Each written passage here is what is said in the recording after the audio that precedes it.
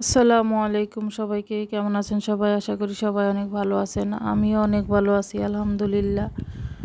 তো রান্না বান্না করব, এর আগে সব কিছু কেটে কুটে নিতে হবে। একটা চাল কুমড়া নিয়েছিলাম, আজকে চাল কুমড়া দিয়ে মাছ দিয়ে রান্না করব। আর সাথে আলু পেঁয়াজও নিয়ে নিছি, সব কিছু কেটে তারপরে রেডি করে আমি রান্না করতে যাব। সব কিছু গুছিয়ে নিয়ে রান্না করতে গেলে রান্না করতে কিন্তু আসলে বেশি একটা সময় লাগে না। আর এখন তো গ্যাসই থাকে না, যে গ্যাস থাকলে দুই চুলাই বসিয়ে দিলে কিন্তু রান্না করতে খুব একটা সময় লাগে না, অনেক তাড়াতাড়ি রান্না বান্না হয়ে যায়। যেহেতু গ্যাস থাকে না, ইলেকট্রিক চুলায় রান্না করতে হয়, তো একটা হইলে তারপর তো আরেকটা বসাতে হয়, তো এর জন্য একটু আবার সময় লাগে। তো সব কিছু কেটে কুটে রেডি করে নিয়ে আমি রান্না করতে যাই, তাহলে আমার কাছে আসলেও বারবার একটা একটা করে কাটাকাটির কোনো ঝামেলা থাকে না। একেবারে সব কিছু রেডি করে নিয়ে এরপর রান্না করতে আসি আমি।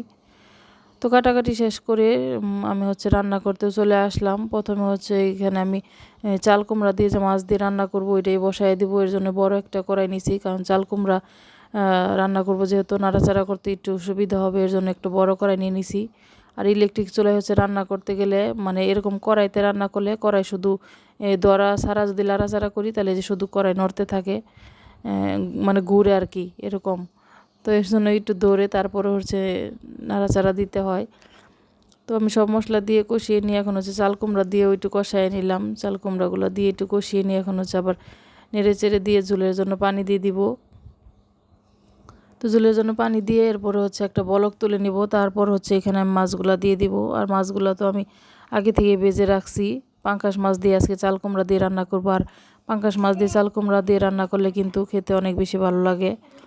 তো মাছগুলো ভেজে রাখছিলাম, এই যে তরকারিতে বলক এসে গেছে, মাছগুলো এখন দিয়ে দিলাম।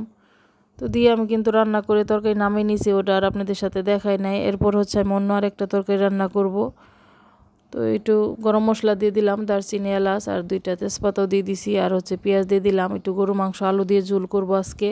তো অনেক দিন ধরে কিন্তু আসলে গরুর মাংসের ঝোল খাওয়া হয় না আলু দিয়ে। তো ভাবলাম আজকে মাংস একেবারে অল্প ছিল, অল্প একটু মাংস। তো ভাবলাম আজকে আর বোনা করব না, সব সময় তো বোনাই করা হয়। আজকে আলু দিয়ে পাতলা ঝোল করব গরুর মাংসের।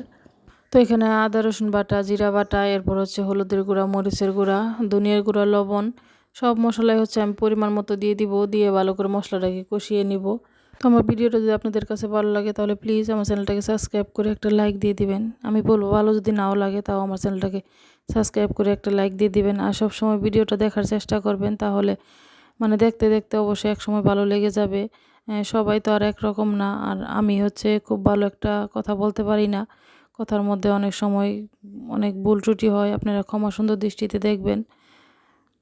তো আমি মশলা কষিয়ে নিয়ে এখানে মাংসগুলো দিয়ে দিলাম, আর মাংসটাও কষিয়ে নিব। তো কিছুক্ষণ মাংস কষিয়ে নিয়ে এখন ঢাকনা তুলে নেড়ে চেড়ে এখন এখানে আলুও দিয়ে দিব। মাংস আর আলু একসাথে আবারও ভালো করে কিছুক্ষণ একটু কষিয়ে নিব। তো নেড়ে চেড়ে আলু দিয়ে দিলাম, আবার ঢাকনা দিয়ে ঢেকে একটু কষিয়ে নিব। তো আলু আর মাংস একসাথে কষিয়ে নিছি, ঢাকনা তুলে নিলাম। মাংস আর আলু খুব সুন্দরভাবে কষানো হয়ে গেছে, এখানে আর কোনো পানি নাই, সুন্দর তেলটা উঠে গেছে। এখন আমি এখানে ঝোলের জন্য পানি দিয়ে দিব। তো যেহেতু আজকে গরু মাংসটা ঝোল করব, এর জন্য একটু পানি দিয়ে দিলাম বেশি করে। তো ঢাকনা দিয়ে ঢেকে আমি তরকারিটা রান্না করে নিব। তো আমার তরকারি রান্না হয়ে গেছে। আমি যেহেতু গরু মাংসের ঝোল করব আজকে, এর জন্য একটু এভাবে এতটুকু পরিমাণ ঝোল রাখলাম আর কি। তো নামানোর আগে আমি 1 চামচ ভাজা জিরার গুঁড়া দিয়ে দিলাম, দিয়ে একটু নেড়ে এরপর আমি চুলাটা অফ করে দিব। তো আমার রান্না শেষ। এই যে রান্না করার পর দেখেন গরু মাংসের কালারটা কতটা সুন্দর আসছে মাশাল্লাহ। আর গরু মাংসের এরকম আলু দিয়ে পাতলা ঝোল খেতেও কিন্তু অনেক বেশি ভালো লাগে। আর এখানে ভাত রান্না করে নিছি, আর এখানে যে চাল কুমড়া দিয়ে পাঙ্গাস মাছ দিয়ে যে রান্না করে নিছি এটা। আর সব শেষে এই যে পাট শাক ভাজি করছিলাম, এটা আর আপনাদের সাথে দেখাই নাই। এটা অফ ক্যামেরায় আমি করে নিছি। তো বেশি করে রসুন পেঁয়াজ দিয়ে পাট শাকটা ভাজি করে নিছি, আর সাথে শুকনা মরিচ ভেজে নিছি। তো এগুলাই ছিল আমাদের আজকে দুপুরের খাবার দাবার। তো সবাই ভালো থাকবেন, সুস্থ থাকবেন। আল্লাহ হাফেজ।